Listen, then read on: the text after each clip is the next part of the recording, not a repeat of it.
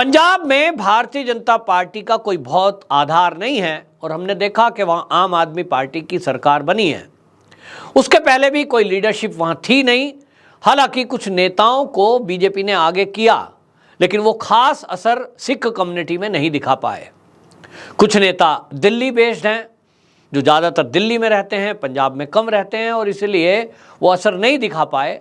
और इसलिए भारतीय जनता पार्टी ने चुनाव के पहले भी कैप्टन अमरिंदर सिंह, जो कि कांग्रेसी थे और फिर उन्होंने कांग्रेस छोड़ करके अपनी एक अलग पार्टी बना ली थी, पंजाब लोक कांग्रेस PLC, ये उन्होंने बनाई थी।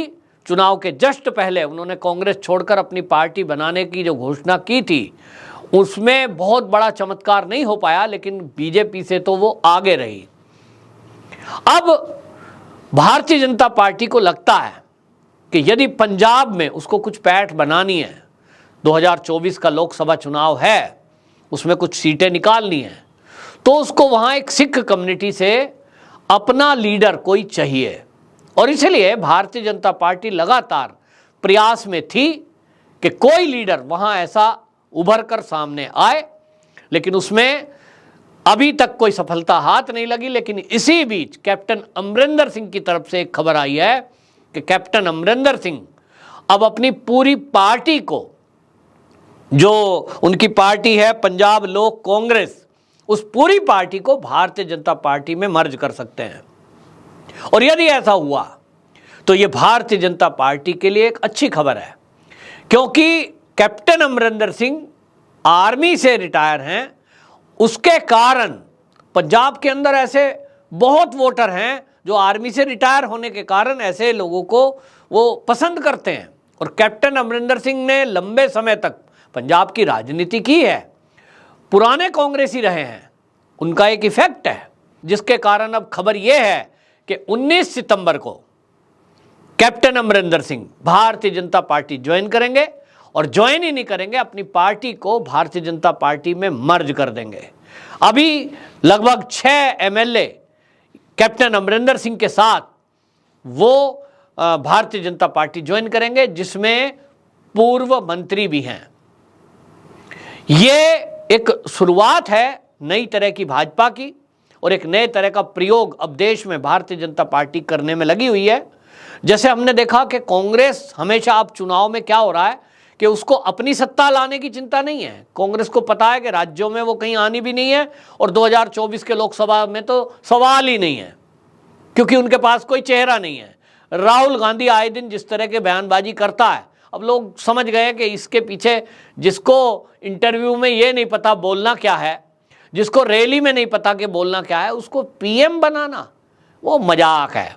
तो इसलिए लोग समझ गए हैं, और वहां तो सवाल ही नहीं है। लेकिन कांग्रेस ने अपनी रणनीति क्या की हुई है कि भारतीय जनता पार्टी को हराने के लिए जो भी उसको ऐसा मिलेगा कि वो बीजेपी को हराने में कुछ सक्षम है, वो उसको सपोर्ट करेगी। जैसे दिल्ली में आम आदमी पार्टी को उसने सपोर्ट किया, पश्चिम बंगाल में TMC को सपोर्ट किया, महाराष्ट्र के अंदर उन्होंने जो आपकी NCP है और उद्धव ठाकरे शिवसेना, उनको सपोर्ट किया। भारतीय जनता पार्टी को किसी तरह बाहर रखना है। हमारा सत्यानाश होता है तो हो जाए, हमको केवल अपनी विचारधारा का इंप्लीमेंट कराना है, और विचारधारा है हिंदू, हिंदुत्व और हिंदुस्तान, बस इसको खत्म करना है। यह किस तरह खत्म हो सकता है? जो भी उस विचारधारा के लोग हैं कि हिंदू, हिंदुत्व और हिंदुस्तान, इसको खत्म कर सकते हो, ज्यादा से ज्यादा इसको नुकसान पहुंचा सकते हो, उनको सपोर्ट करेगी कांग्रेस। और यह आज से नहीं चल रहा, यह देश के आजादी के पहले से चल रहा है। तो कांग्रेस का यह एजेंडा अब खुलकर है। पहले छुप कर रखा था, पता नहीं चलता था लोगों को, आजकल खुल के आ गया है। तब फिर उसकी काट क्या है? उसकी काट भाजपा ने यही ढूंढी है कि कांग्रेस के अंदर जो राष्ट्रवादी लोग हैं उनको अपने साथ मिलाना और कांग्रेस को खत्म करना। तो कांग्रेस का खात्मा इस देश से यदि हो गया तो भारतीय जनता पार्टी में अभी हाल ही में आए, आपको बता दें, पुराने कांग्रेसी राहुल गांधी के खासम खास हेमंत बिस्व शर्मा, उनका बयान है बाकायदा, एक निजी चैनल पर बोल रहे थे। उन्होंने कहा कि यदि इस देश से कांग्रेस खत्म हो जाए तो ये बहुत बड़े पुण्य का काम होगा। और उनको सवाल पूछा था किसी ने कि आप कांग्रेस को तोड़ने के लिए काम कर रहे हो, उन्होंने कहा यह देश हित में है कि यहां से कांग्रेस समाप्त हो जाए, क्योंकि कांग्रेस वो पार्टी है जिसने इस देश को तोड़ा है, देश के टुकड़े किए हैं, लोगों को धर्म के आधार पर, जाति के आधार पर लड़ाया है, और एक परिवार, गांधी परिवार, बस उसके पीछे खड़े हो जाओ, वो चाहे जो करे। तो इसलिए ये आवाज उठी है और भारतीय जनता पार्टी को इसलिए अपनी रणनीति परिवर्तन करना पड़ा है, क्योंकि अब ये जरूरी हो गया है कि इस देश से कांग्रेस मुक्त भारत, ये जब तक नहीं होगा तब तक इस देश में शांति स्थापित नहीं हो सकती, तब तक हिंदुस्तान और हिंदुत्व, सनातन संस्कृति ये सुरक्षित नहीं रह सकती। अब इसमें कांग्रेस भी चालाकी कर रही है कि वो अपने कार्यकर्ताओं को दूसरी पार्टी ज्वाइन करा रही है, विचारधारा इंप्लीमेंट वही। अब कांग्रेस को आप देख लीजिए, उसमें कौन है, ज्यादातर कम्युनिस्ट विचारधारा के लोग आ गए हैं, वही पार्टी को चला रहे हैं। तो भारतीय जनता पार्टी कांग्रेस के उन लोगों को भारतीय जनता पार्टी ज्वाइन कराएगी जो राष्ट्रवादी सोच रखते हैं, और उनको लाकर एक जिम्मेदारी देकर, बाकायदा उनको आगे बढ़ाकर, फिर उनसे देश सेवा में राजनीतिक कैरियर बनाते हुए राजनीति में उनसे लाभ लेना। तो इसका ताजा उदाहरण आप देखिए, हेमंत बिस्व शर्मा सीएम बना दिए गए क्योंकि उनके अंदर वो योग्यता है, वो डिजर्व करते हैं। ऐसा नहीं है कि कोई उनके ऊपर एहसान किया गया है, नहीं, कांग्रेस में जब वो थे उनके अंदर ये योग्यता, ये क्षमता थी कि वो असम में सीएम बनने की योग्यता, क्षमता रखते हैं।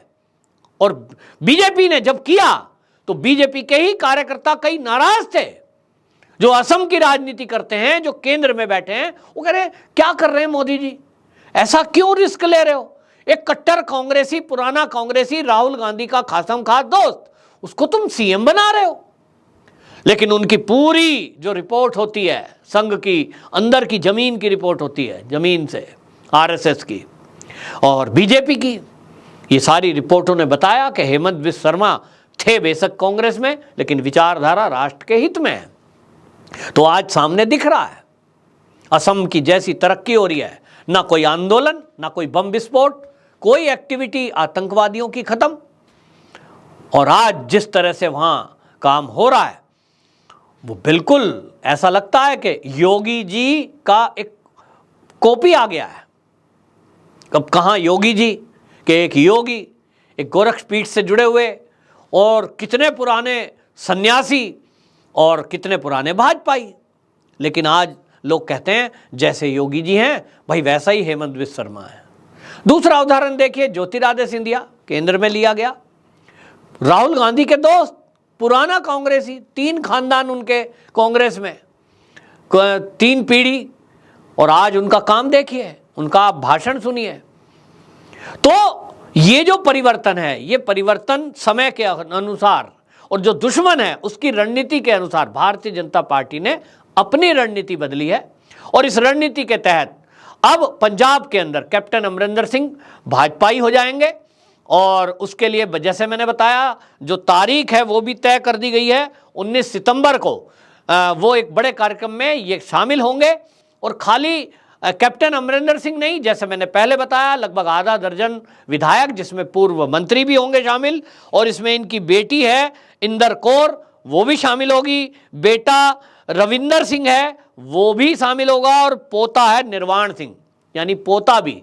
3 पीढ़ी कैप्टन अमरिंदर सिंह की, खुद, बेटा, पोता, बेटी, ये सब शामिल होने जा रहे हैं।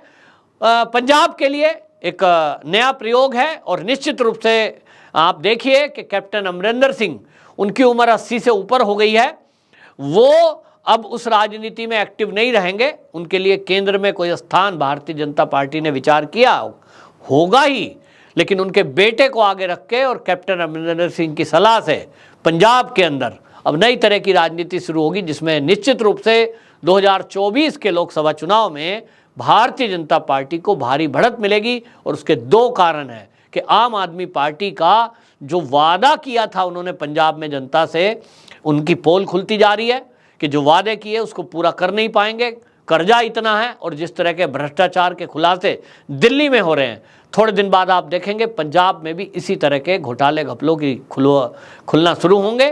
तो निश्चित रूप से वहाँ भारतीय जनता पार्टी को इसका लाभ मिलेगा। वंदे मातरम।